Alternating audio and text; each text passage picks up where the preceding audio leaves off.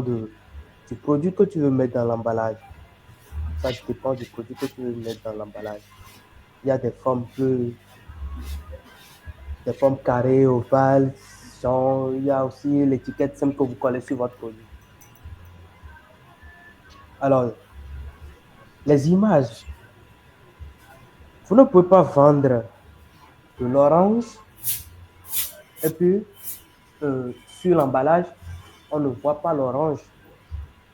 Ou bien soit vous vendez de l'orange et puis sur l'emballage, les gens voient du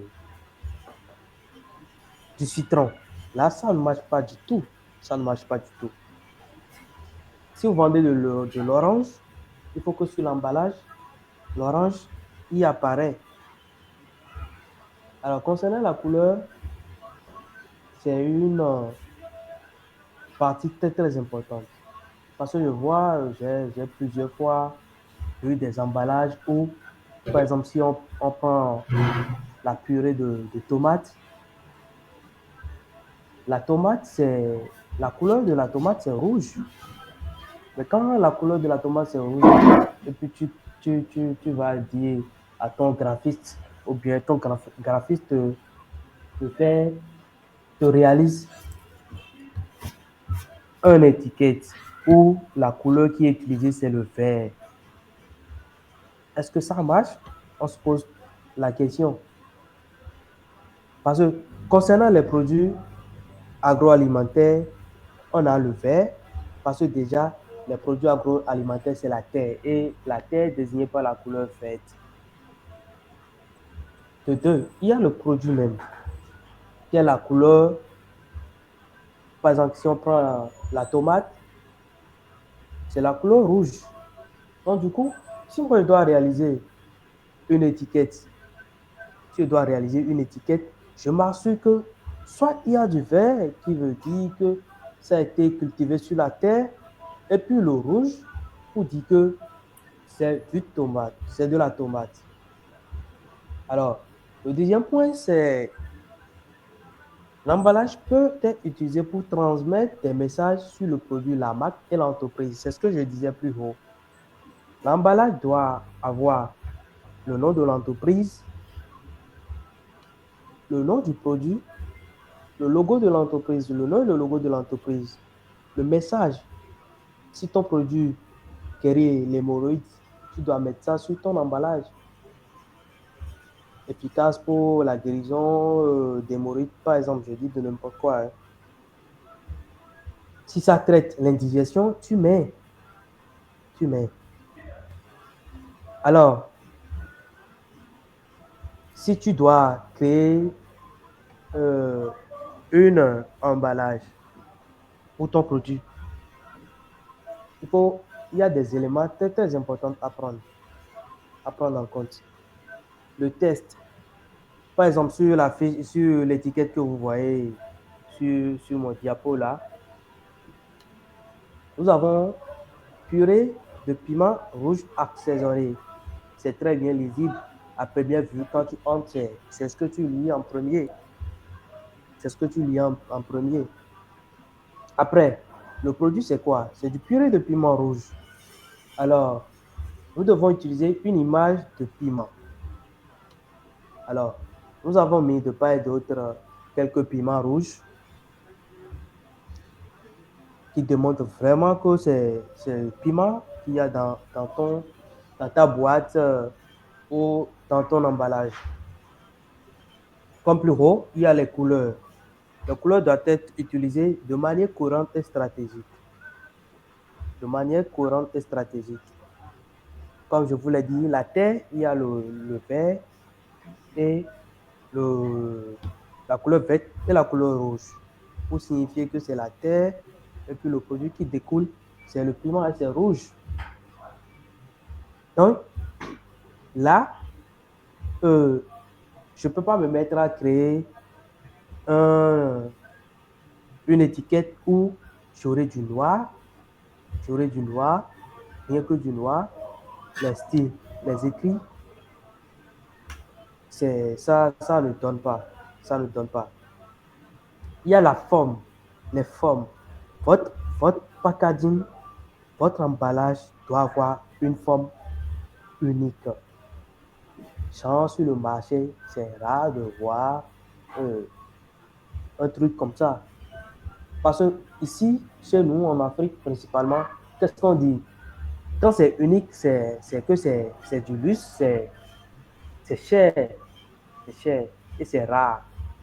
Et quand c'est comme ça, les gens vont courir pour, pour prendre ton produit. Alors, nous allons prendre des exemples concrets. Nous allons prendre des exemples concrets. Il y a la marque du produit Coca-Cola. Tout le monde connaît le Coca-Cola. Vous voyez comment ça se présente. Ils n'ont jamais changé de couleur. Ils n'ont jamais, même s'ils changent les emballages, les étiquettes, c'est toujours la même chose. Alors, récemment, il y a le Njoka qui est sorti. Et moi, j'ai vraiment, vraiment aimé. J'ai vraiment, vraiment aimé le style luxueux et unique de l'emballage. Ça parle beaucoup. Et quand j'ai vu que monsieur Eman Abessou, il m'a présenté les emballages de Njoka, j'étais obligé, l'emballage m'a beaucoup parlé, j'étais obligé de prendre un et de voir comment les trucs se sont présentés. Et pour vraiment pour montrer ce que je disais plus haut, le Njoka, on a le vert qui est quand on prend la banane, vous voyez que la peau c'est vert, ils ont utilisé la couleur verte. Et quand nous prenons la banane même, il y a du jaune dedans, c'est du jaune. Vous allez aussi voir le jaune sur l'emballage. Ça veut dire quoi? Il faut une cohérence et une uniformité. Et sur l'emballage, on doit voir tout ça. Le nom, vous voyez que le Njoka est bien écrit, bien vu. Ça te tape à l'œil, c'est luxueux.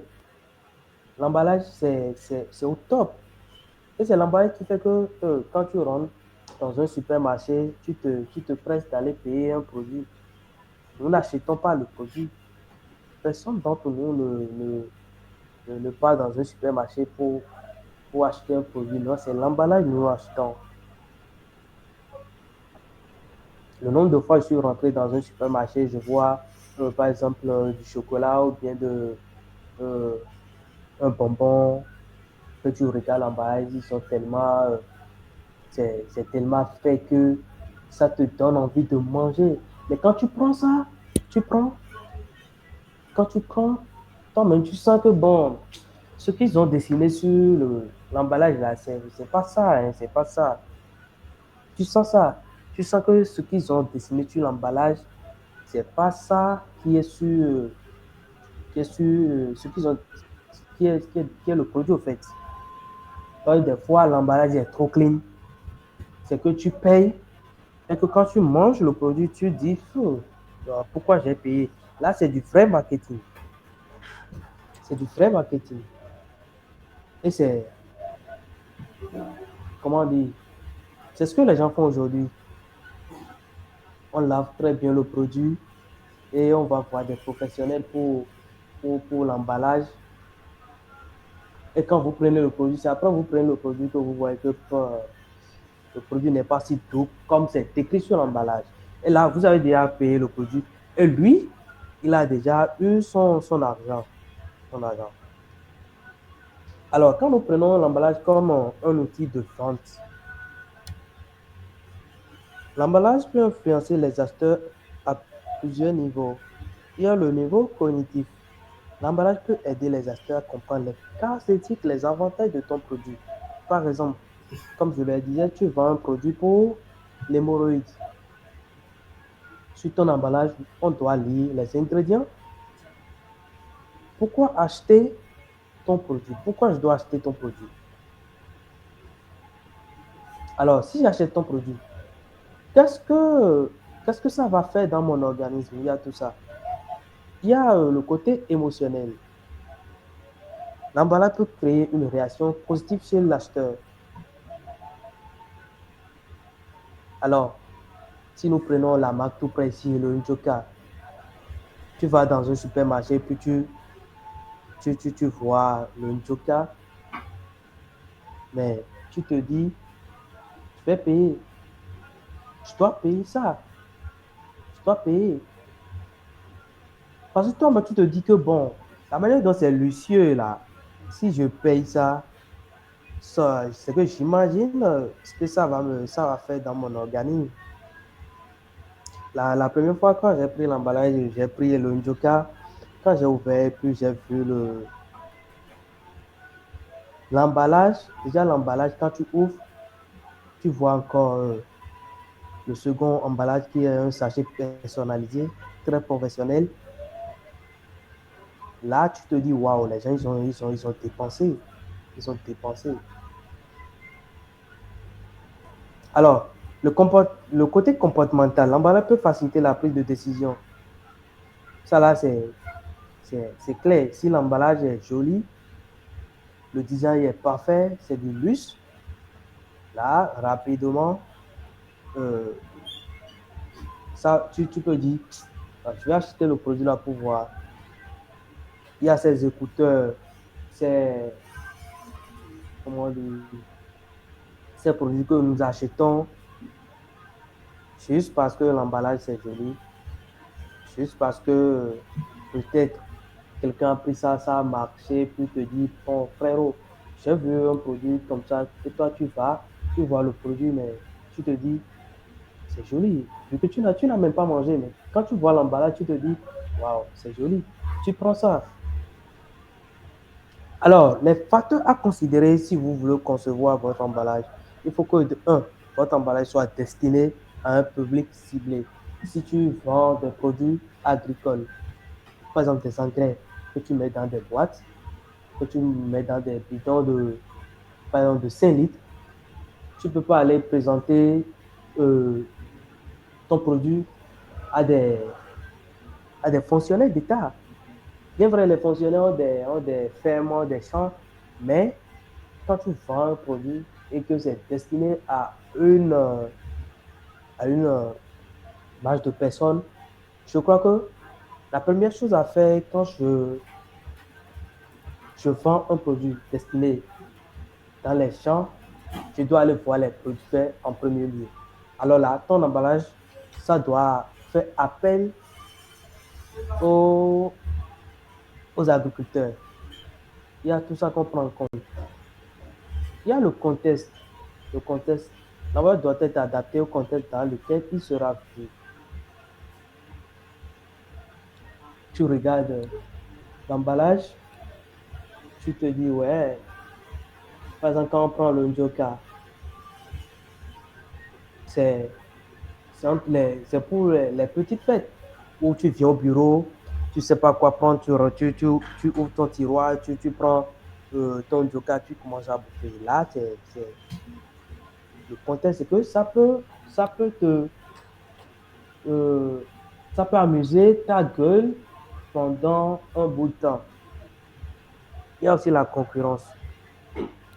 Si nous prenons toujours le cas de Njoka, je ne crois pas encore qu'il y a une, une autre marque et que c'est toujours les ballons plantains, mais que son packaging est aussi pointu que celui de Njoka. Je n'ai pas encore vu. Hein. Alors, en conclusion, un packaging reçu, un packaging rempli, qui remplit les fonctions de protection, de communication et de vente.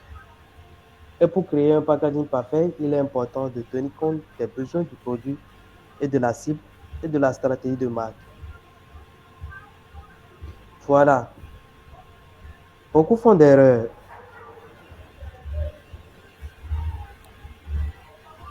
Tu maîtrises Canva et vu que tu as un produit, tu vas sur Canva et tu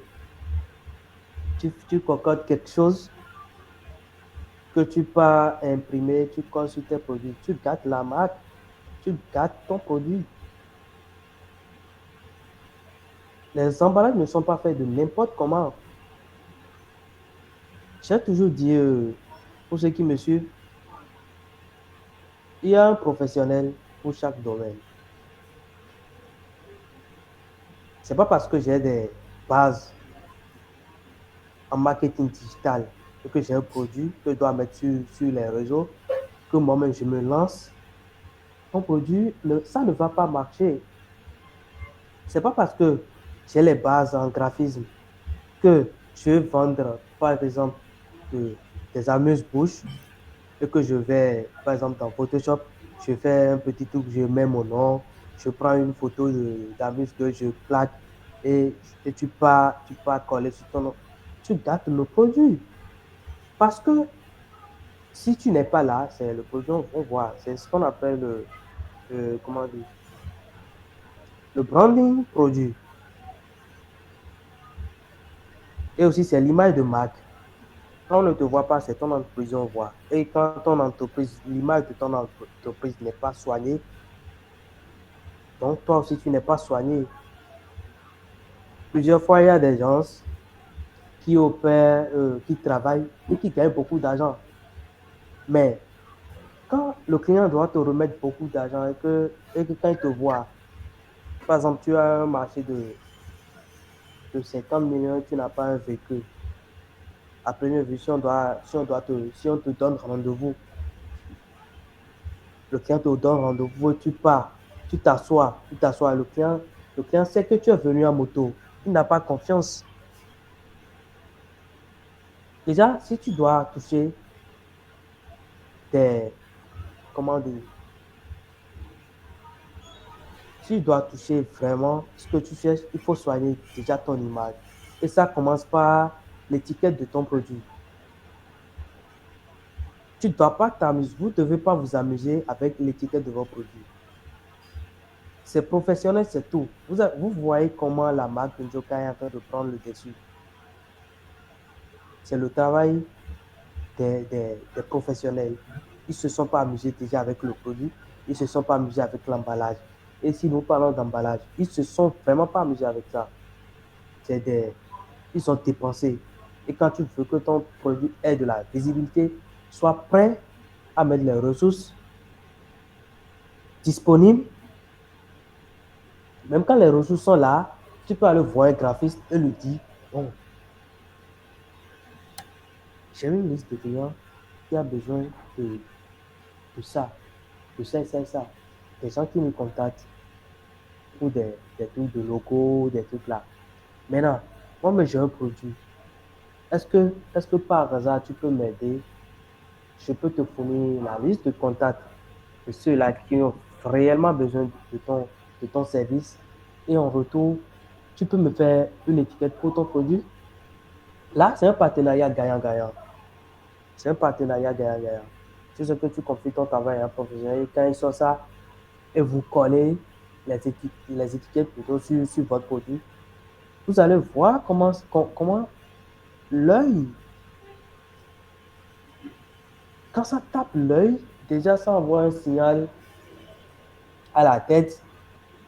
Et puis tu te dis, mais je dois payer ça, je dois payer ça.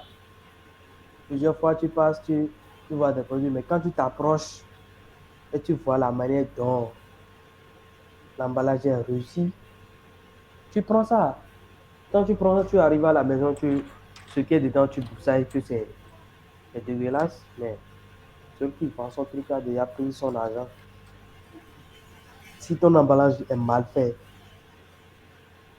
si ton emballage est mal fait, et puis, de un, prenons par exemple un autre produit, textuellement comme le Njoka, mais qui est mis dans un sachet. Un produit textuellement comme le Njoka qui est mis dans un sachet. Et par exemple, le produit sur lequel je mets mon curseur là, par exemple, c'est, comment dire, c'est le Njoka. Par exemple, ça, là où il y a anti-odeur écologique là, nous pouvons voir que si on compare l'emballage là à celui de Njoka, et c'est les mêmes produits qui sont dedans, mais moi, je préfère prendre l'emballage de Njoka parce que je me dis, c'est tellement luxueux que, bon, si je prends ça, comment dire, c'est élégant, c'est élégant, c'est élégant. Maintenant, je voulais notifier aussi le côté euh, cible. Quand vous voulez réaliser une étiquette pour les adultes, il y a des couleurs à utiliser, il y a un style à utiliser. Mais si l'étiquette, par exemple, vous réalisez des petits trucs pour les enfants, vous connaissez les enfants, ils aiment les trucs qui sont multicolores. Là, tu peux mélanger n'importe quelle couleur pour les produits qui sont destinés aux enfants. Mais quand c'est destiné aux grandes personnes, vraiment, euh, vous savez qu'il y a du luxe parce que quand tu as un certain niveau, quand tu présentes un produit que c'est pas luxueux là, toi-même tu renfonces la mine parce que tu sais que bon, qu'est-ce que tu dois faire avec ça maintenant. Alors, le style de votre emballage doit être cohérent avec l'image de votre marque.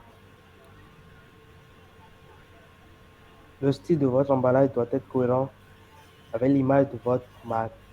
Il doit refléter les valeurs, la personnalité de votre entreprise.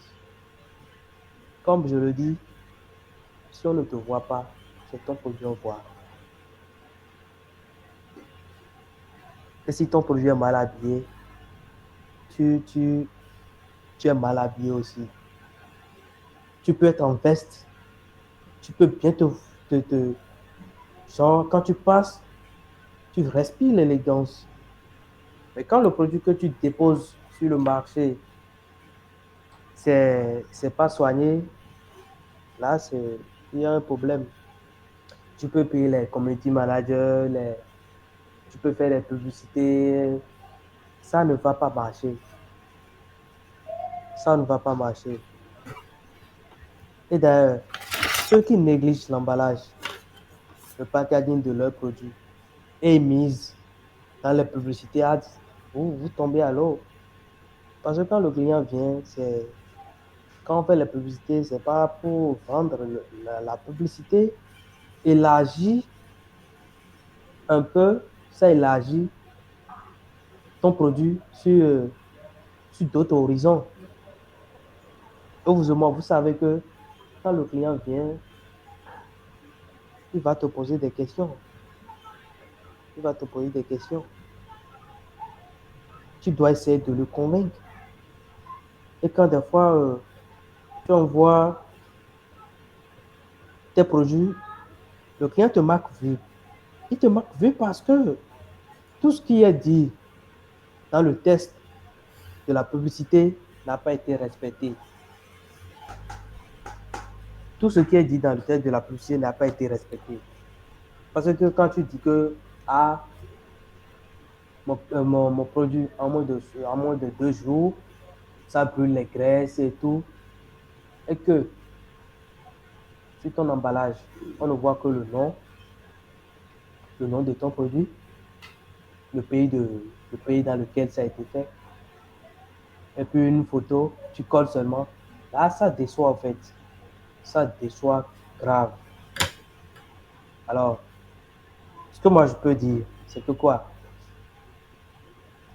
Si vous êtes vendeur, vraiment, misez, misez sur vos produits. Et vous allez voir comment ça va vous aider. Et je sais très bien ce que ça fait quand tu as un produit que les gens apprécient. Il y a des gens, ils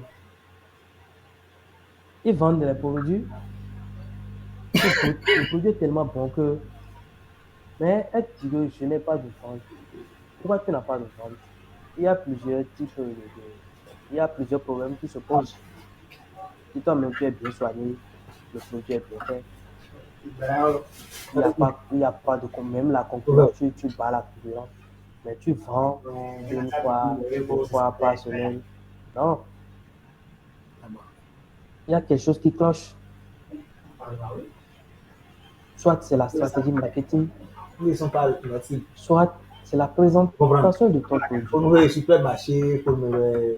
Soit ton produit n'est peut-être pas destiné au public.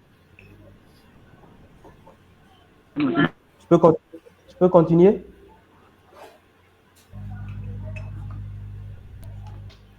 Oui, vas-y, on Alors, ton produit n'est pas destiné. Ok. Ton produit n'est pas destiné au public dans comment on dit, la cible, quoi. La cible. Donc, en gros, nous devons veiller à ce que la marque soit vraiment. Nous devons veiller à ce que notre marque nous reflète. Ça doit te refléter. Et pour ça, il y a des professionnels.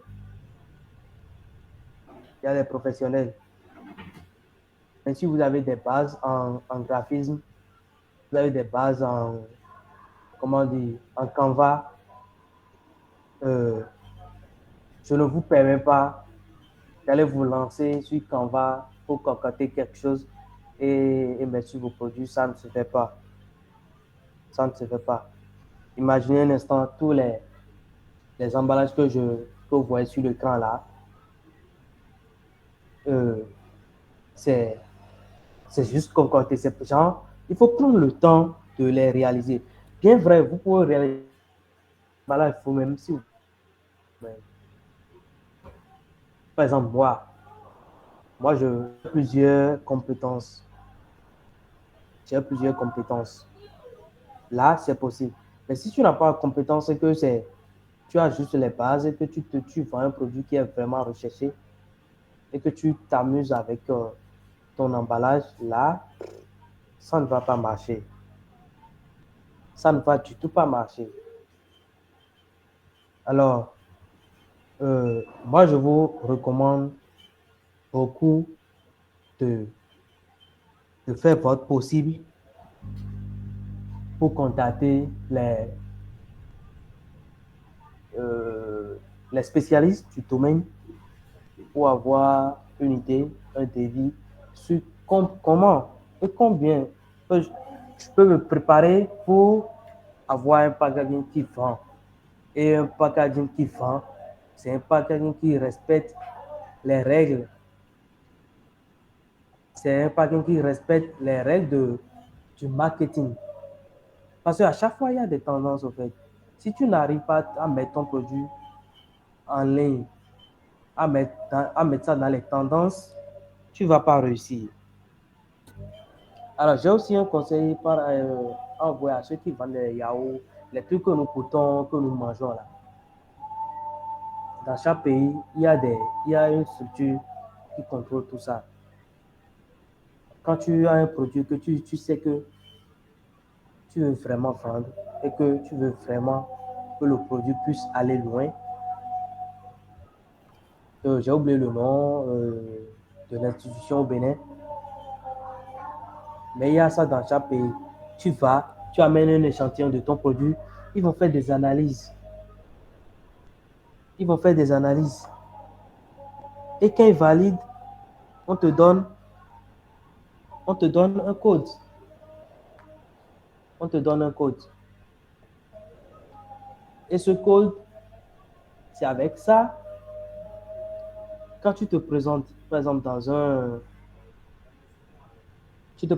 un supermarché, tu peux déposer tes produits sans qu'il n'y ait pas de problème. Parce que quand ce n'est pas approuvé que tu emballes, tes produits, tu vas dans un supermarché déposer pour la vente, ils vont refuser.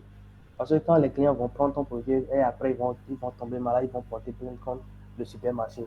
Donc, il faut chaque fois faire goûter, il faut chaque fois aller dans ce sens-là, amener l'échantillon et dites que vous voulez faire contrôler votre produit. C'est pas cher. Vous partez, ils font ça, ils vous donnent un numéro que vous mettez sur l'emballage. Et aussi, il y a un point très très important. Votre emballage doit vraiment avoir la date de réalisation et la date de péremption. C'est très très important. C'est un point que j'allais oublier. C'est très très important. Vous devez prendre en compte et mettre chaque fois la date de péremption sur vos produits. Ça rend ça plus professionnel. Ça rend ça plus professionnel. Alors, je pense bien que pour le moment, vous savez euh, tout ce qu'il faut. Vous savez tout ce qu'il faut pour la réalisation d'une étiquette, de l'emballage. Vous savez chez qui vous devez vous rendre pour vos emballages. Et vous savez dans quelle mesure, vous savez là où vous êtes là. Si mon produit ne marche pas, vous connaissez pourquoi. Si tous les points sont remplis et que vous ne vendez pas, maintenant vous savez pourquoi vous ne vendez pas. Et la solution, c'est nous. Moi, je suis graphiste. Je suis graphiste. Je suis graphiste. Et puis, dans peu de temps, avec Monsieur Emma, nous allons organiser une formation où on va vous apprendre comment vous pouvez réaliser les petits trucs. Et bon, c'est un avant-goût. On va vous apprendre les bases, comment je peux être chez moi et faire les petits trucs sans beaucoup dépenser. Il y a Canva qui s'offre à vous pleinement pour faire tout ce que vous voulez avec Canva. Alors, je m'arrête pour le moment pour avoir les questions et passer aux réponses. Je tiens à vous remercier pour l'écoute et pour l'attention particulière que vous portez à cette messe entrepreneuriale. Merci. J'attends vos questions.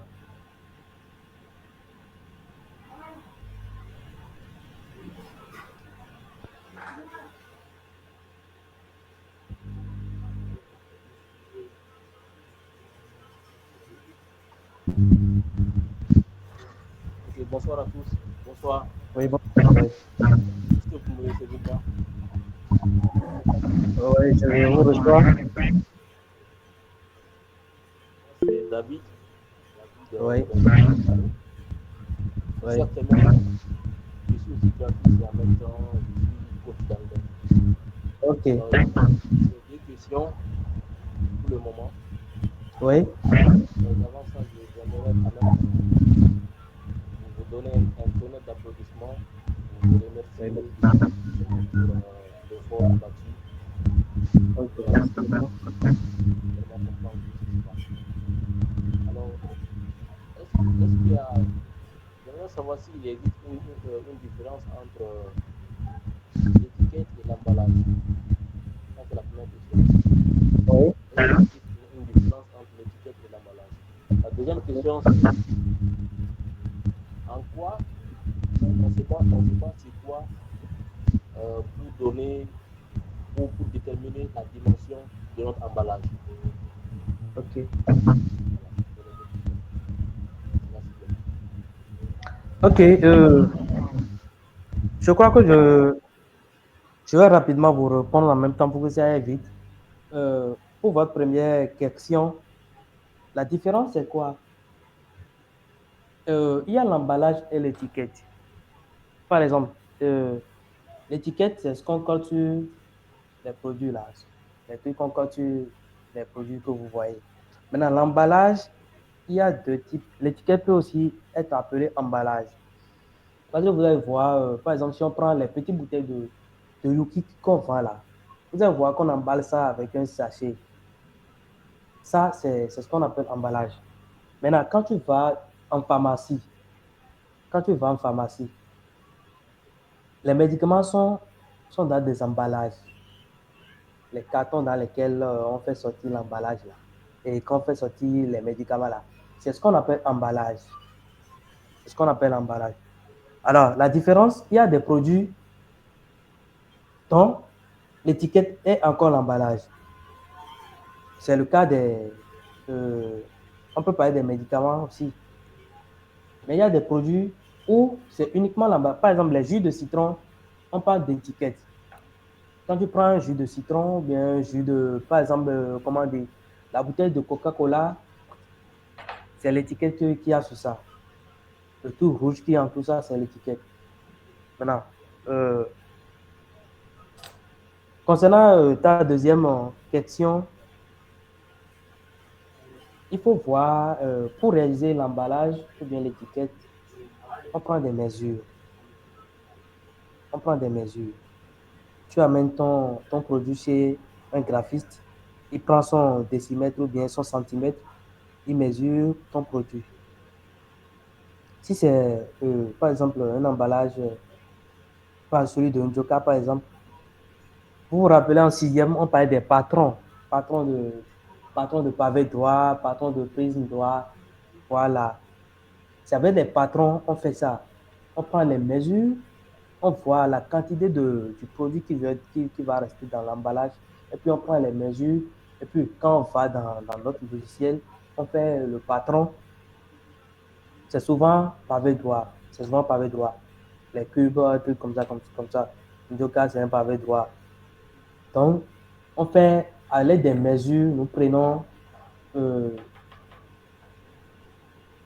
1, les mesures de ton produit, la contenance, et ensuite, on passe sur notre logiciel, on mesure, on réalise le patron.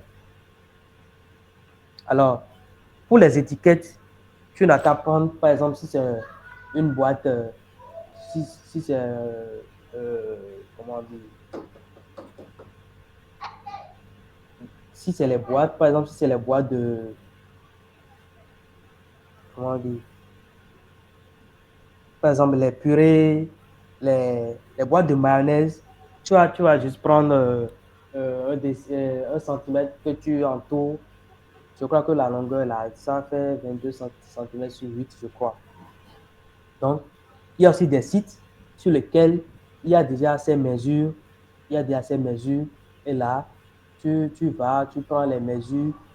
Si c'est exactement la boîte avec laquelle tu dois réaliser ton étiquette, tu prends les mesures, tu réalises ton étiquette et c'est fait sur mesure.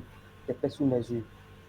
Bon, c'est un peu ça. Je crois avoir un peu parlé, bien répondre à tes questions. Merci. Merci bien. Ok. Ok. Alors, j'attends la seconde question.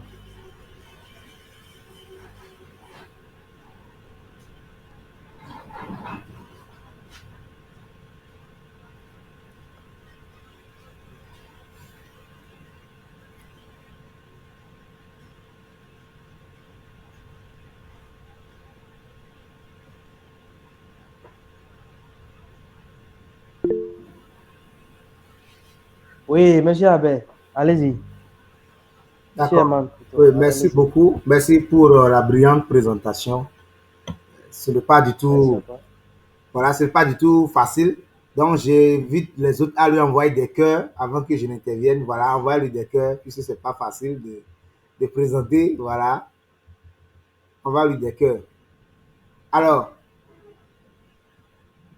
alors, merci beaucoup. Voilà, merci beaucoup à vous, chers amis. Moi, j'aimerais simplement faire un petit ajout en ce qui concerne cette séance. Pour certains, ça peut être banal, mais pour nous qui sommes dans la communication digitale, on sait de quoi il s'agit. Pour ceux qui font déjà la publicité Facebook, je vais vous donner une petite statistique. Avec les publicités Facebook, vous pouvez avoir un très bon budget. Vous allez bien faire le ciblage. Mais si le contenu n'est pas pertinent, déjà à partir de l'image. Pour ceux qui utilisent Business Manager, si l'image n'est pas de très bonne qualité, à un moment donné, Facebook va vous dire l'image que vous avez utilisée n'est pas de très bonne qualité, de changer l'image. Je ne sais pas s'il y a des gens qui ont déjà eu ce genre de notifications ici. Je ne parle pas de ceux qui font boostage. D'accord? Alors, l'image représente 70%. Oh là là, ma connexion est perdue. On en s'appelle. Coupez, coupez. Allô? Oui, nous t'écoutons. Vraiment, c'était la connexion qui m'avait embêté. Veuillez beaucoup m'excuser. Donc, je disais, l'image représente 70%. Donc, ça veut dire que si notre produit qu'on va envoyer sur le net pour pouvoir faire le sponsoring, bien le boostage, si l'image n'est pas de qualité, vous perdez déjà une valeur de 70% en termes de qualité de contenu. Et le test en lui-même représente à une valeur de 10%. Le test qui accompagne ce qu'on publie là. Et le titre a une valeur de 20%. Donc, c'est-à-dire que si le titre du test n'est pas pertinent aussi, les gens ne vont pas cliquer pour lire. Donc, et l'image représente 70%. Donc, si quelqu'un veut réussir dans la vente en ligne, veut publier ses produits et ne pas se plaindre pour dire, voilà, je fais tout, je fais le ciblage, ça ne marche pas, ça ne va pas marcher. Et ce qui est bizarre dans tout ce qu'on est en train de dire, c'est que si l'image n'est pas jolie, si ce qu'on veut poster n'est pas très joli, n'est pas très professionnel, la publicité va encore devenir très chère. Ça sera cher. Donc, vous serez étonné de voir un budget que vous avez l'habitude d'utiliser pour avoir, par exemple, 100 messages. Vous allez utiliser le même budget et avoir même parfois 20 messages. Donc, c'est pour dire simplement que avoir des très bonnes étiquettes, des très bons packaging, c'est vraiment crucial. Ce n'est pas uniquement pour les produits, même pour nos affiches. Même pour nos affiches, c'est très, très important d'avoir des affiches professionnelles. Donc, c'est ce que j'aimerais dire. Je tiens encore à le remercier. Je profite pour donner mon témoignage. Il me faisait déjà des affiches depuis 2020. Ça fait 3 ans qu'il me faisait des conceptions. Et la fois dernière, je lui ai envoyé un client qui a fait comment on va dire, le master dans le domaine, qui est très compétente, mais qui a un très mauvais packaging. Je vous assure. Je suis avec mon pot. Si c'était sur téléphone, j'allais partager mon écran et vous montrer le packaging. Et elle n'arrive pas à vendre. Elle ne vendait pas du tout. Quand elle m'a vu pour la consultation de projet, je lui ai dit, la seule chose qui te manque, ce n'est plus la compétence. C'est le packaging, va changer ça. Et c'est M. Thibault qui lui a conçu. Il vous avait montré, je ne sais pas, toutes les étiquettes, tous les packaging que vous voyez dans sa présentation, ce n'est pas des choses téléchargées sur Internet. Il n'a pas eu le temps de le dire. Ce sont des choses qu'il a conçues lui-même. Tous les packaging que vous voyez, ce sont des packaging qu'il a conçus lui-même. Donc, ce sont les versions PNG certainement de ces packaging. Donc, je profite pour le féliciter, pour lui dire bravo pour son brillant talk. Et bravo également pour ces merveilles qu'il fait, puisque la dame m'a donné un très bon retour. Ce qu'on attend de tous les entrepreneurs de la Startup Academy, bien évidemment. Donc, moi, je profite de cette occasion pour le recommander à tous ceux qui veulent faire leur conception, peu importe le pays dans lequel vous êtes. Il travaille même avec des entrepreneurs en France. Il a même son site et tout ce qui va avec. Je vous remercie.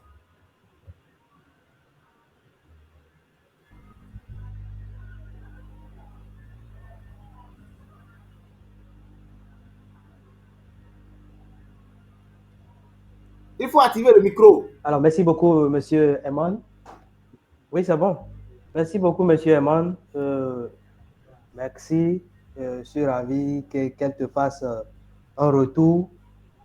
Elle me l'a déjà dit. Nous avons parlé. Il y a plusieurs personnes qui ont aimé le packaging et tout. Alors, est-ce qu'il y a d'autres intervenants?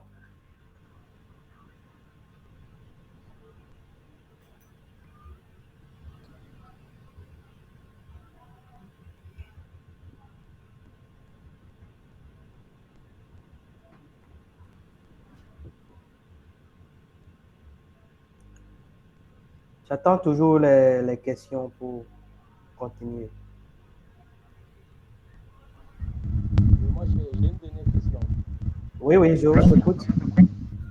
Concernant le packaging, Oui, des fois, ou bien parlons de l'emballage. oui, Des fois, nous voyons des emballages qui sont sous forme de carton. Il y en a qui oui, sont sous forme de papier, d'autres sous forme de plastique. oui. Quelle matière ou en fonction de quoi on choisit la matière pour un bon emballage? La matière. Oui, la matière. Bon,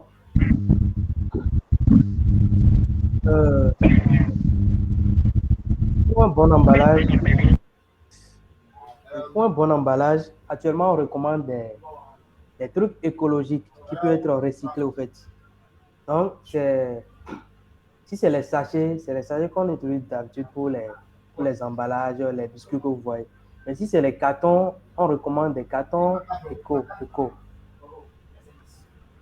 C'est des cartons qui sont réutilisables, genre, quand ça se dégrade vite, ça ne reste pas sur la terre pour polluer, quoi, tu vois, c'est un peu ça. Donc, merci de m'avoir souligné ça. Je vais faire une sorte de récapitulatif que je vais envoyer. Là, vous allez voir les types de cartons qui sont plus élégantes, qui vont faire gagner plus de clients. Parce qu'il faut ça. Si l'emballage n'est pas de bonne qualité, ça ne va pas faire l'affaire. C'est un peu ça. J'espère que j'ai répondu à votre question.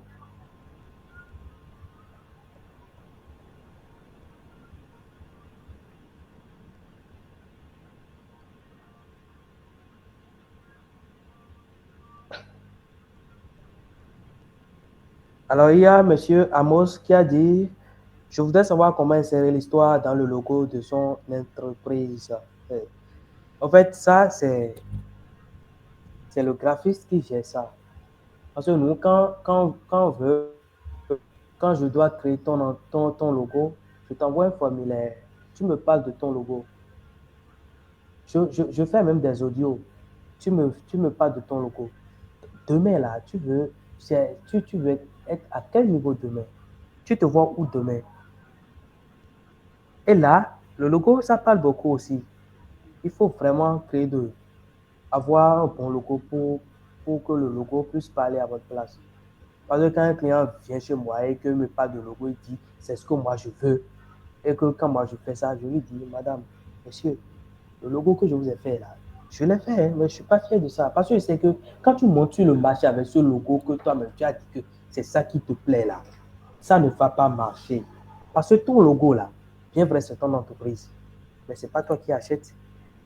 Les autres vont quitter de, de nulle part pour venir dans ton entreprise.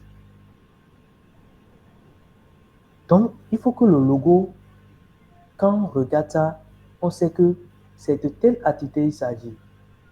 Si je prends mon bic, je dois réaliser ce logo.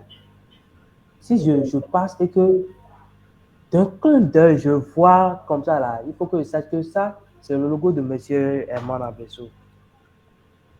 Donc, c'est un peu ça. Monsieur Amos, j'espère que je vous ai répondu. Il y a toute une question que le client doit répondre, que le graphiste lui soumet. Et puis là, à partir de ça, on réactive le logo qui parle réellement de l'histoire de l'entreprise. Les logos compliqués là, ils ont arrêté. Il faut que le logo soit simple et qu'il respire. C'est un peu ça. Merci beaucoup.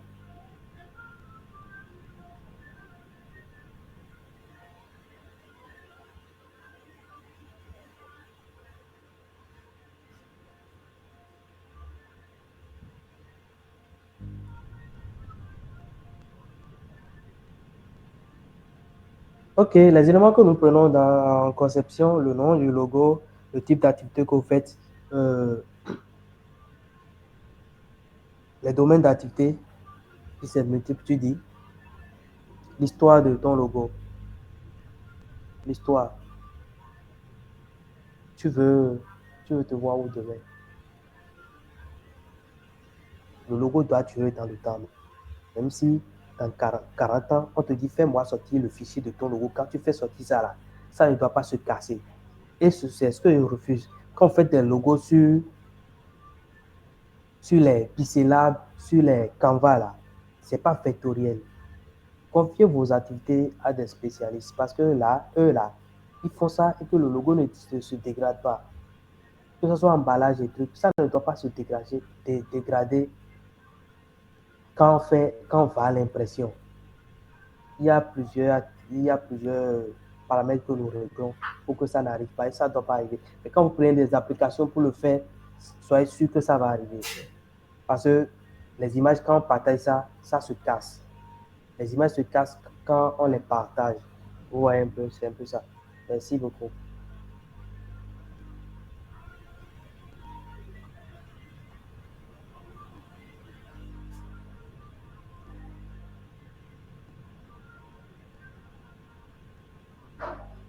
Alors, y a-t-il d'autres questions?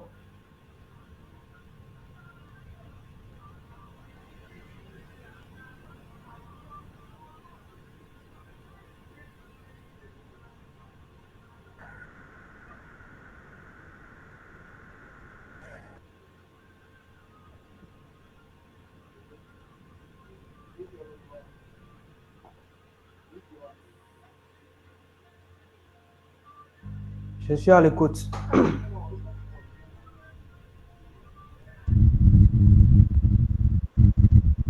Oui, monsieur David. Oui, oui. Est-ce que vous pourriez laisser votre contact dans le chat, comme ça je vous contacterai plus tard. Ok, il n'y a pas de problème.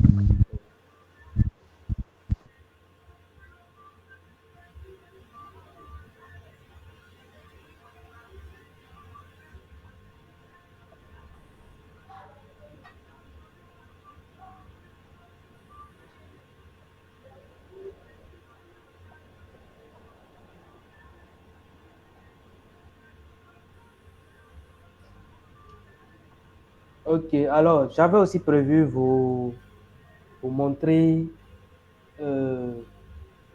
avec Canva. Je vais vous faire un peu de démonstration. Comment moi je m'y prends. Bien vrai, moi je n'ai pas l'habitude de réaliser mes trucs sur Canva. Mais quand tu es un graphiste et que tu es dans le domaine, quand tu prends Canva, c'est plus facile. Donc moi, avec Canva, quand je travaille avec les entreprises, c'est Canva que j'utilise. Parce que ta tête, c'est pas que ça m'aide à aller plus vite, 2 fois plus vite. Parce que quand tu es sur Photoshop ou bien Illustrator, tu passes plus de temps que prévu sur Canva. Donc, même ma connexion est en train de balancer un peu. Je ne sais pas si c'est la soirée, je ne sais pas. La connexion est en train de balancer. Sinon, j'avais prévu vous montrer comment réaliser une petite étiquette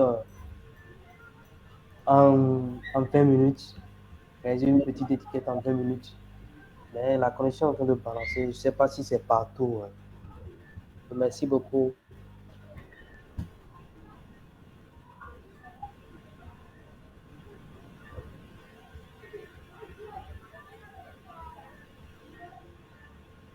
Monsieur Cedro,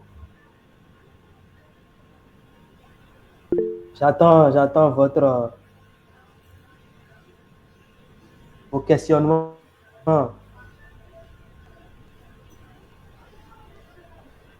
Allô, bonsoir, bonsoir. Oui, bonsoir. Dans- ben, je n'ai pas vraiment de questions. Ben, j'ai vraiment aimé la présentation. Merci beaucoup. Et en tout cas, ce que je pensais, c'est que vous allez nous montrer comment est-ce que la réalisation se fait. C'est ce que moi je pensais en fait. Là, vous avez juste donné les détails qu'il faut savoir lorsqu'on veut mettre sur le marché un produit, le packaging, c'est les détails qu'il faut savoir.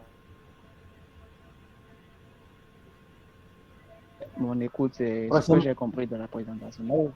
Je voulais vraiment savoir comment le faire, en fait. Je ok, il y a voulais pas. qu'on m'apprenne à pêcher, en fait. Donc, c'est ce que moi, Prochainement, nous allons voir ça. j'attendais. Ben, j'ai quand même aimé la présentation. Merci beaucoup. Prochainement, nous allons voir comment le D'accord, faire. d'accord, c'est compris. Merci beaucoup pour la présentation. Je vous en prie.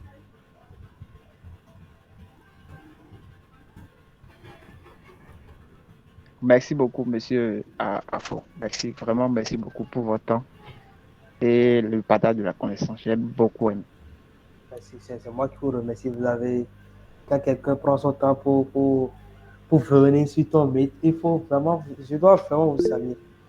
Ok, monsieur Antoine, je vous écoute. Bonsoir à tous. Oui. Ouais. Si vous remarquez il y a moins de questions, c'est parce que vraiment c'était une brillante présentation. Donc vraiment, Merci je beaucoup. tiens à vous féliciter. Merci Elle était beaucoup. vraiment brillante. Elle était au-delà de nos attentes. C'est pourquoi on n'a pas assez de questions. Mais déjà, je constate que vous vous êtes beaucoup plus focalisé sur l'emballage. Alors que quand le coach Eman intervient, il parle aussi des logos également. Ça veut dire que c'est vraiment très vaste. C'est vaste. Donc, on aimerait qu'à l'avenir, vous essayez de nous édifier sur tous ces points-là. Pour ce soir, vraiment, c'était très intéressant. Maintenant, ce que je veux savoir, est-ce que si je viens vers vous peut-être pour le marketing de mon produit, vous avez parlé des emballages biodégradables et autres.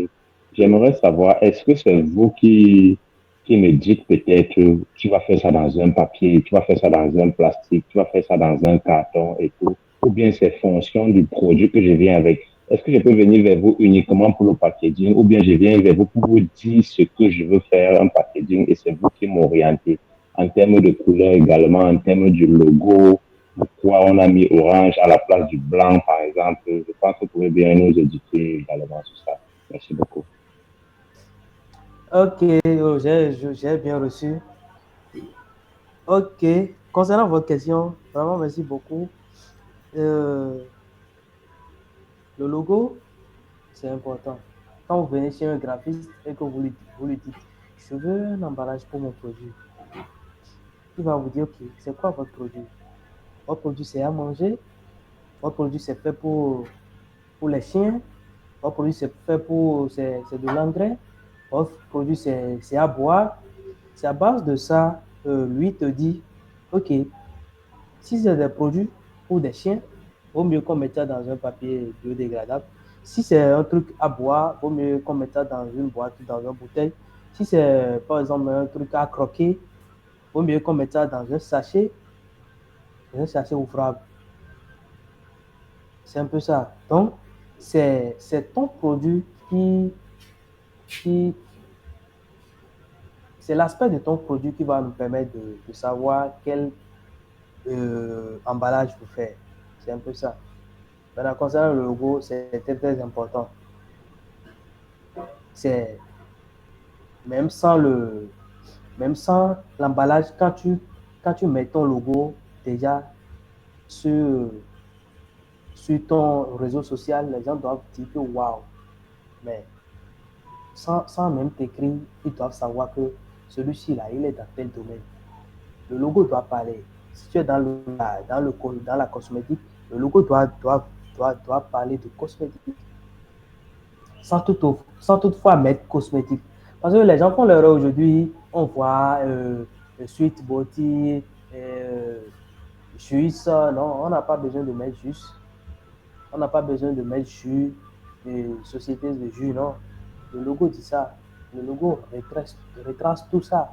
Comme je l'ai dit à Amos, le logo retrace tout. Je n'ai plus besoin. La Startup Academy a son charte graphique. Quand tu regardes ça, on ne doit pas te dire que si là on mange du porc, non. Si tu regardes quelque part où c'est mentionné, comment dire, par exemple, une imprimerie, si le logo est fait de machine, tu dois savoir en même temps que c'est une imprimerie. Donc, c'est un peu ça. Donc, c'est ton produit. Quand tu viens sur un graphiste, tu lui demandes ses services. C'est à base de ton produit que lui te fait des suggestions. Et il te dit, ah, c'est ce qui est en vogue, c'est ce que je te propose. Des suggestions. Parce que parfois, les clients, là, ils ont l'habitude d'imposer. Et quand ils imposent que ça ne marche pas, ils disent que c'est le graphiste qui a mal, donc des trucs comme ça. Donc, quand vous venez chez un graphiste, il vous fait des suggestions, c'est parce il est dans le domaine, il sait ce qui marche. Il peut faire pour vous, mais il fait pour lui. Mais vous pouvez utiliser les deux pour voir ce qui impacte le plus, c'est un peu ça. Merci beaucoup, monsieur Antoine. Est-ce que j'ai bien répondu à votre question?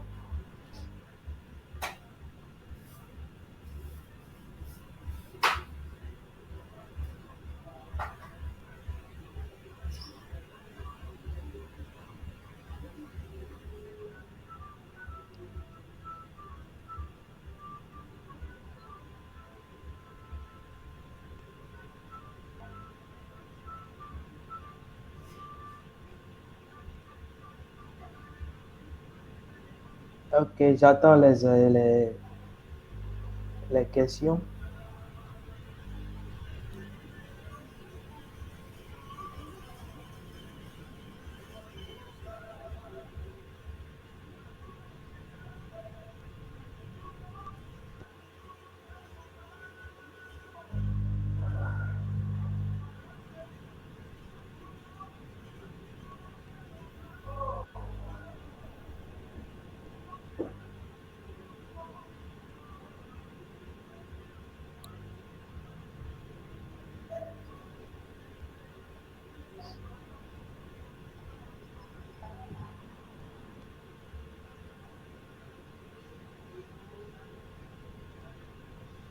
Madame Ariane, est-ce que vous avez de questions pour moi?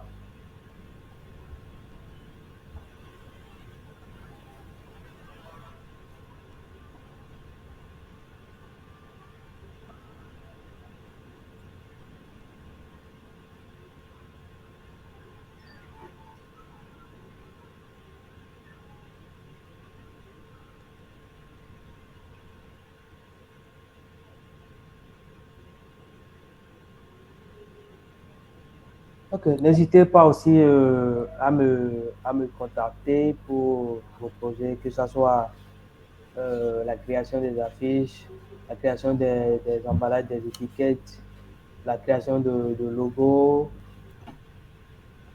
le branding complet de votre entreprise. Je fais aussi des audits, je vous dirai si vous avez des projets, je peux aussi vous donner des avis, comment ça se passe, comment vous allez faire et tout. Oui, monsieur Ayman. D'accord. Allez-y. Merci beaucoup. Je pense que Madame Ghislaine est là pour prendre le relais. Sinon, nous allons donner les annonces qui sont ici et, et clôturer la séance. J'espère que vous avez déjà donné le maximum. Vous avez laissé votre numéro. Oui, oui. Ok, ok. Là, c'est bien. Donc, le jeudi prochain, normalement, ce mardi, on sera informé déjà dans le groupe, si on entend normal, le premier mardi ou bien le premier mardi ou bien premier lundi, voilà. Si possible, il faut écrire ça sous forme de lien WhatsApp. Là, les gens peuvent cliquer sur ça directement et vous rejoindre. Ça facilite la tâche. Ça facilite la tâche. Voilà. Donc, dans le forum, il sera signalé si nous aurons une séance demain ou bien mardi. Sinon, généralement, les 2 premiers mardis du mois, nous faisons des débats constructifs pour pouvoir échanger encore sur les thèmes, les sujets d'actualité et voir quelle opportunité de business on peut trouver dans ces sujets, dans ces débats-là aussi. Donc, le jeudi prochain, à 18h du Cameroun, 18h du Bénin, 17h de la Côte d'Ivoire, nous aurons un nouveau thème qui vous sera communiqué dans le forum, puisque je ne suis pas à côté du programme ici pour voir rapidement les informations. Mais de toutes les façons, le jeudi prochain, on a un autre top, ainsi de suite. Donc, nous vous exhortons vivement à être présents et surtout à aussi partager les contenus. Partager, c'est très important. Donc, c'est ce que j'aimerais partager avec nous. Et je ne sais pas s'il a une dernière intervention. Sinon, ok, quelqu'un a dit quel forum? Voilà, merci beaucoup pour la question. Si vous n'êtes pas membre de la Startup Academy, vous ne pourrez pas avoir les informations nécessaires. Vous pouvez participer, mais vous ne pouvez pas aussi animer. Du coup, je vais laisser mon numéro aussi en commentaire pour ceux qui ne sont pas membres de la Startup Academy et qui veulent avoir plus d'informations sur la Startup Academy. On pourra échanger ou bien simplement vous laisser votre numéro pour nous faciliter la tâche. Je vais laisser le mien aussi, 97 32 50 41, pour ceux qui veulent savoir plus sur la Startup Academy. Non, le numéro là n'est pas correct, vous allez beaucoup m'excuser. C'est plus 229, d'accord? Il y a la connexion qui nous embête au bénéfice, je ne sais pas pourquoi. 97 32 50 41. Voilà. Ce qui est en bas, ce n'est pas possible de supprimer ce qu'on a déjà envoyé dans Google Meet. C'est le numéro qui est en bas. Donc, du coup, merci beaucoup pour. Ok, monsieur Antoine veut dire quelque chose. Monsieur Antoine. Oui, excusez-moi, monsieur Thibault, s'il vous plaît, mettez aussi, vous me recevez? Oui, oui, 5 sur 5. Ok, j'aimerais que monsieur Thibault mette aussi son numéro de la même façon que vous là, s'il vous plaît, parce qu'on a souvent des difficultés à recopier un numéro avant d'aller sur WhatsApp, que ce soit pour le joindre directement en cliquant sur le lien, on tombe dans son WhatsApp. Merci beaucoup. Voilà, c'est ça, je lui disais de mettre point mis devant son numéro sans espace. Oui, monsieur Cedro, allez-y rapidement, s'il vous plaît. Voilà, c'est bon, monsieur Thibault. Monsieur Cedro a fait signe de main. Y a-t-il quelque chose à ajouter, c'est ça? D'accord. Non, je veux pas ajouter quelque chose. Je veux juste poser une question. J'aimerais savoir quand est-ce que le docteur Claudel Noubessi va animer une formation sur Google Meet. Merci beaucoup. D'accord. C'est en cours déjà. Vous aurez la fiche d'ici là. Pour les événements qu'on fait une fois le mois avec le docteur Claudel, vous aurez la D'accord, fiche, voilà, d'ici là. D'accord. Il y a d'accord, monsieur c'est compris. Abel Merci aussi. beaucoup. Je vous en prie. Il y a monsieur Abel qui a fait signe de main. Ok, il a quitté la réunion. Je ne sais pas si c'est Google qui l'a éjecté. Donc, je vous souhaite, je ne sais pas. Est-ce que... Oui. Est-ce que Madame Ghislaine est là ou bien Madame Ariane est là, puisqu'ils utilisent le mail de la Startup Academy? Oui, oui, je suis là. Ok. Je vous écoutais attentivement. Donc déjà, merci pour la présentation de ce soir. Pour tous les membres qui ne sont pas encore passés et qui sont membres de la Startup Academy, n'hésitez vraiment pas à nous faire signe. Vous pouvez contacter soit Herman, soit moi, soit Madame Ariane pour vous enregistrer. Nous tenons déjà à vous faire savoir que toutes les dates du mois de octobre sont déjà prises. Donc, ceux qui vont s'enregistrer maintenant, c'est pour la novembre. Et c'est toujours mieux de le faire avant et à temps. Ça permet que même quand les gens vont se bousculer, vous aurez déjà votre place et votre date réservée. Sinon, après, ça sera juste en fonction des disponibilités. Donc, nous vous incitons vraiment à toujours le faire.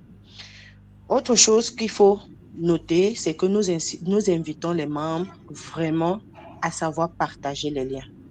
Le partage, vous le négligez, mais croyez-moi, je suis sûre que la majorité des entrepreneurs qui sont ici, beaucoup vont dire que moi, je n'ai pas encore l'argent pour nourrir les autres, pour offrir à l'orphelinat, pour offrir à ceci. Mais ça n'empêche pas que vous pouvez offrir la connaissance.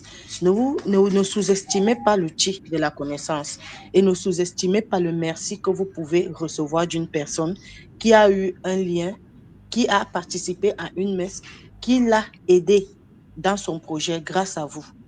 Donc, s'il vous plaît, faites les efforts de partager le lien. Ce n'est vraiment pas coûteux. Faites de ça comme une prière en tant qu'entrepreneur. OK, je vais assister à cette messe. Moi aussi, je vais partager, je vais inviter des gens. On va prendre du temps pour le faire ensemble.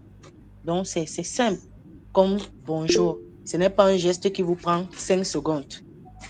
Donc, merci à tout le monde qui a été là. Jeudi prochain, on se retrouve pour le mois et déjà excellent mois d'octobre. Hein. Merci à M. Thibault de nous ouvrir ce mois avec cette thématique qu'on n'en parle pas tellement, pourtant qui est essentielle dans le monde entrepreneurial.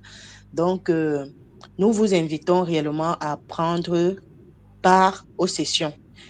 Assistez aux sessions des autres pour que les autres puissent assister davantage à vos sessions. Il y a des membres que je reconnais déjà ici tellement que même s'ils me disent que je veux la mettre, je vais lui dire que je te donne d'abord en priorité parce qu'ils sont toujours présents. Mais ceux qui ne sont pas présents, ça n'encourage pas. Il y a les membres qu'on sait déjà que si un membre me demande telle chose en tant que gestionnaire des membres, je vais directement le référencer chez tel membre. Pourquoi? Parce que ce membre, on le connaît déjà dans ce qu'il fait. Si je veux de la publicité Facebook, je ne vais pas réfléchir 50 fois, je vais dire va chez Herman. Même s'il y a plusieurs personnes qui font de la publicité Facebook dans le groupe de la Startup Academy. Montrez-vous, présentez-vous, participez, assistez. C'est ça qui permet qu'on puisse vous aider, qu'on puisse davantage parler, davantage vous présenter. Donc, s'il vous plaît, rendons un peu notre communauté féconde, parce qu'elle est déjà en train de devenir un peu comme ça, comme ci, comme ça, comme si on ne faisait pas grand-chose. Rendons notre communauté féconde. Et il n'y a personne d'autre qui va rendre cette communauté féconde que les propres membres qui y sont. Si vous-même, vous ne valorisez pas votre propre communauté, elle mourra et c'est nous tous qui allons perdre. S'il n'y a personne aux messes, qui va avoir envie de donner les messes? Qui va avoir envie de partager les formations? Qui va avoir envie de partager le savoir? Personne. Donc, c'est à nous, nous-mêmes, en tant que communauté, de savoir dire que oui, en un mois, je peux au moins participer sur 8 événements, je participe minimum à 6. Ou si je n'ai pas trop fait, minimum à 5. Ça permet qu'on va toujours garder, David est toujours là, l'autre est toujours là, Eman est toujours là. Ça permet qu'on connaisse déjà. Si je veux une référence en produits sanitaires ou phytosanitaires au Cameroun maintenant, je ne vais pas réfléchir 5 fois. Je sais qu'Antoine est là-bas, même si c'est où je vais lui donner le contact. C'est comme ça qu'on se crée les relations. La vie, c'est les relations. Et si vous ne créez pas vos relations dans cette communauté, vous allez être ici comme si vous êtes perdu dans l'océan. Il y a tellement des bagages dans cette communauté start-up, mais c'est à vous d'aller les dénicher. Et c'est à vous de faire comme vous déniche. Personne ne fera ce miracle-là. On essaie des choses, etc. On essaie de multiplier des actions, mais réellement, c'est vous qui nous donnez la force de pouvoir faire des choses. Donc, c'était un peu les petites astuces que je pouvais vous donner aujourd'hui. J'espère qu'elles vous seront utiles pour les prochains événements. Et merci. Oui, Antoine, je vois que tu as la main levée. Oui, merci beaucoup, merci beaucoup. Je tiens particulièrement à vous féliciter. Vous êtes trois, et à le coach Eman, et à vous, Madame Lucien, et également Madame Ariane. Je tiens vraiment à vous féliciter pour les efforts que vous fournissez pour que nous, au moins, on puisse dire quelque chose. Parce que je me pose souvent la question de savoir comment est-ce que vous faites. Parce que vous êtes toujours disponible. Quand le coach Eman demande, est-ce que Madame Lucien est là, elle peut dire que bon, elle peut avoir un empêchement. Et on entend, elle va réagir que non, je suis là. Donc vraiment, vraiment, merci beaucoup.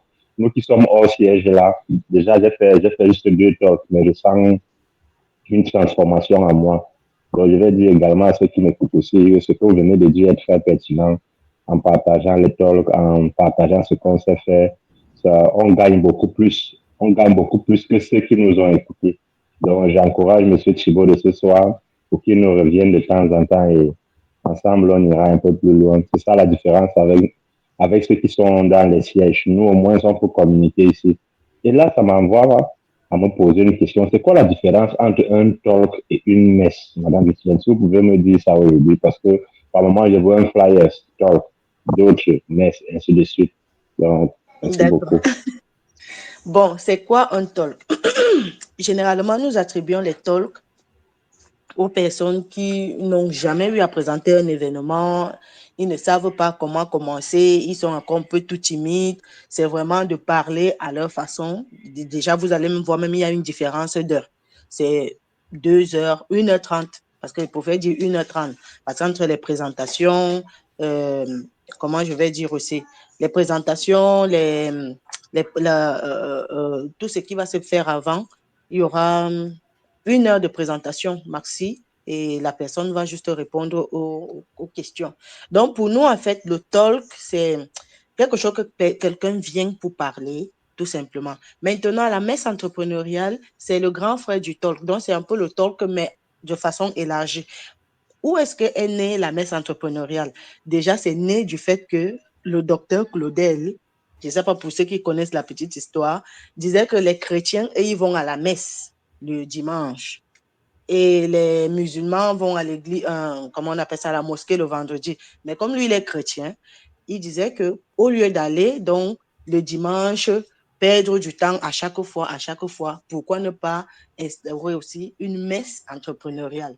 Donc, c'est une sorte de messe aussi pour les entrepreneurs. Donc, il n'y a vraiment pas une grande différence entre le talk et la messe. La messe, c'est un peu une petite pure invention Startup Academy, en fait. Mais le talk, c'est réellement le partage des connaissances. Donc, genre, vous allez parler d'un sujet que vous maîtrisez. Je ne sais pas si ça répond pas à ta question. Par contre, il y a une différence entre le talk ou la messe entrepreneuriale et, par exemple, le do it for yourself ou alors l'atelier pratique. L'atelier pratique, c'est généralement pour ceux qui veulent présenter un événement, mais où il faut la pratique en même temps. Un peu comme le coach Herman le fait souvent, genre, je vais vous montrer comment on travaille sur Facebook. D'ailleurs, on a même des problèmes du fait que les gens font moins d'ateliers pratiques. J'espère que M. Thibault, la prochaine fois qu'il va vouloir nous faire un événement, il va venir nous montrer comment lui, il conçoit, par exemple, un packaging avec les outils qu'il utilise. Pourquoi pas? Ça va intéresser les autres qui veulent apprendre à monter des packaging. Il nous dit juste ce qu'il faut. Ça, c'est un atelier pratique. Et il partage son écran et on apprend de lui. Donc, ça, ce sont des événements pratiques qu'on organise souvent aussi ici. Vous allez voir, d'aucuns vont vous dire que je vais vous enseigner à monter, par exemple, un flyers ou alors tout simplement une image ou un logo. Donc, c'est des trucs comme ça. Mais malheureusement, les techniciens sont beaucoup plus réservés tous ces temps-ci. Quand on parle de donner l'activité pratique, ils ne veulent pas sortir, ils ne veulent pas nous montrer ça. Donc, c'est à peu près ça la différence entre les événements. Le problème, c'est que la messe entrepreneuriale ne peut avoir lieu que le dimanche parce que c'est en fait une sorte d'événement du dimanche lié avec la messe, comme le nom le dit. C'est pour ça que vous allez voir dans les sièges, messe entrepreneuriale, vous allez voir 10 Chang, Douala, Yaoundé, etc. Je ne sais pas si c'est bien saisi. Mais le talk, c'est vraiment là où le B.A.B.A., là où tout le monde peut commencer, peut débuter, même quand tu as encore peur, quand ça ne va pas encore. C'est aussi différent de la conférence. Une conférence, bon, ça commence à entrer un peu plus en profondeur. Donc, la conférence, généralement, c'est vraiment déjà un peu le high level et peut-être qu'il y aura aussi des conférences associées, etc. Donc, là-bas, vous comprenez aussi. Donc, c'est ça, ce sont tous ces événements-là qu'on tient ici. Et on fait les efforts d'être là, toujours disponible, le jeudi et le dimanche. C'est les 2 dates que nous avons un peu vues pour permettre que les membres soient toujours là. Même si c'est un membre qui est connecté, on sera connecté avec le membre là pour que la date reste et pour que ça permette que, peu importe, même si vous arrivez en retard, que vous trouvez quand même qu'il y a eu événement en ligne. Je crois que c'était tout comme préoccupation. Est-ce qu'il y a les non-membres ici avec nous actuellement? Je crois que non. Autre chose que je vais vouloir rappeler, s'il vous plaît, les membres, rappelez-vous toujours de vos dates d'adhésion et faites les efforts de renouveler uniquement vos cotisations. Parce que quand vos dates d'adhésion s'expirent et que vous avez oublié de renouveler vos cotisations, 1 mois plus tard, vous serez obligé de repayer encore jusqu'à l'adhésion. Pourtant, il faut juste renouveler la cotisation. Oui, Marc. Ah, je suppose que vous levez la main pour dire que vous n'êtes pas membre, si je ne me trompe pas. Ou alors vous avez une question. Si c'est oui, veuillez ouvrir le micro.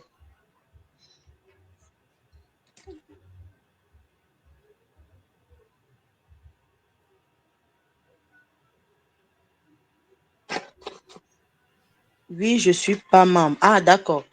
OK. Si vous n'êtes pas membre de la Startup Academy, je crois que le coach Herman a laissé son numéro dans le chat, n'est-ce pas, si je ne me trompe pas, coach? Oui, il a son numéro dans le chat. Veuillez cliquer dessus et il peut vous contacter. Ou alors, laissez-nous votre contact sur WhatsApp et ça va permettre que le jour que vous voulez être membre, ou alors vous pourrez avoir des liens de temps à autre, des liens de connexion sur certains événements gratuits que nous faisons. Mais c'est nettement mieux d'être membre de la Startup Academy. Il y a plus d'avantages. Autre chose que nous voulons annoncer, c'est que nous recommençons avec, comment on appelle ça, oh là là, non, pas les formations. Comment ça s'appelle, coach? Les consultations de projets. Nous sommes au mois d'octobre, donc les consultations de projets vont relancer. Ceux qui ont déjà leur consultation de projet, qui savent déjà ce qu'ils veulent faire ou ceux qui veulent être consultés, n'hésitez pas à nous contacter, soit le coach Eman, soit Ariane, soit moi. N'hésitez pas à nous contacter et à nous signaler que consultation. On va vous envoyer un fichier que vous allez remplir et justement, les consultations vont débuter. C'est accessible pour tous les membres de la Startup Academy. Ceux qui sont à jour, bien évidemment. Tous ceux qui sont membres de la Startup Academy ont droit à la consultation de projet. Peu importe le niveau où le... Est-ce qu'il y a des questions par rapport à tout ce que j'ai dit? Madame Ghislaine, j'ai des incompréhensions.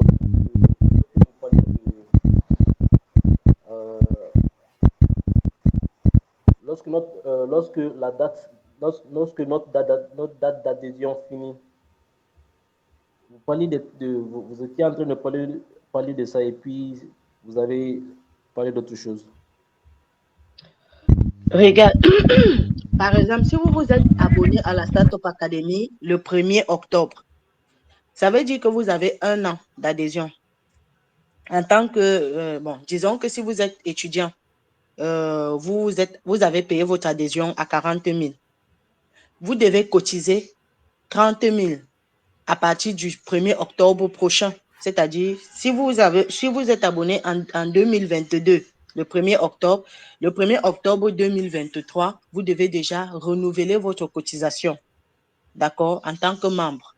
Mais si vous laissez, on va considérer que vous êtes en train de laisser toute votre adhésion finir et si un mois s'écoule, on va considérer que vous n'êtes plus membre. Même si on vous relance, on va considérer que vous n'êtes plus membre. Donc, il faut renouveler votre cotisation avant la fin de votre adhésion.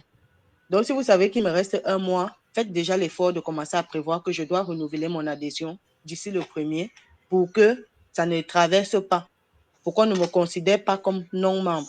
Et vous renouvelez juste la cotisation. Ce n'est plus l'adhésion que vous renouvelez. Mais si quelques mois passent, c'est-à-dire 2 mois, on va considérer complètement que si vous voulez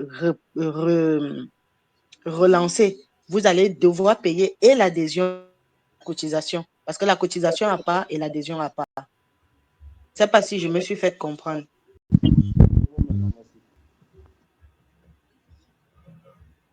C'est bon, David? Oui. OK. Oui, c'est trop. Oui, c'est drôle. Tu as levé la main. Excusez, je n'ai pas allumé le micro. Je demandais, la cotisation, n'est-ce pas 1000 francs par mois? La cotisation, 1000 francs par mois. D'où vient cette information maintenant? Tu es dans quel siège, s'il te plaît? Allô? Oui, je dis, tu es membre. J'ai juste posé une question. 1000 francs par mois, non, je n'ai pas cette information-là. C'est pour ça que je demande, tu es membre de la Startup Academy. Moi,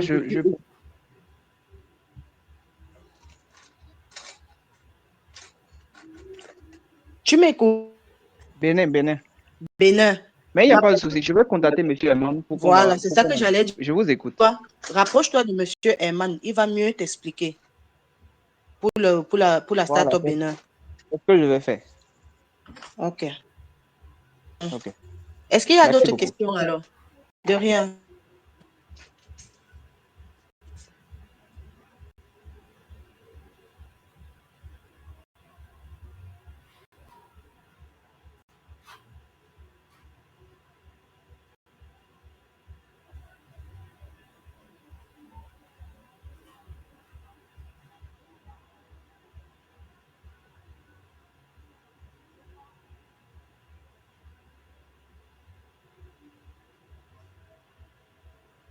Vous m'écoutez?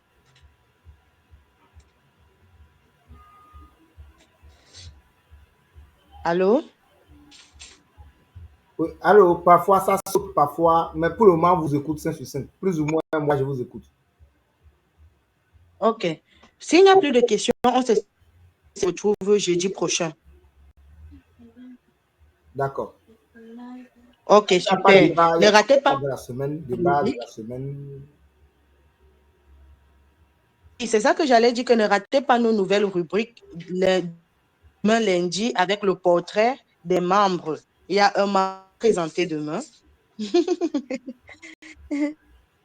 Portrait demain. Et bien évidemment, il y a interview mercredi, ce mercredi. Donc, on est nombreux à participer cette fois-ci. Hein. Et en même temps, je n'ai pas eu les retours. Est-ce que la petite interview, là, ça vous a plu?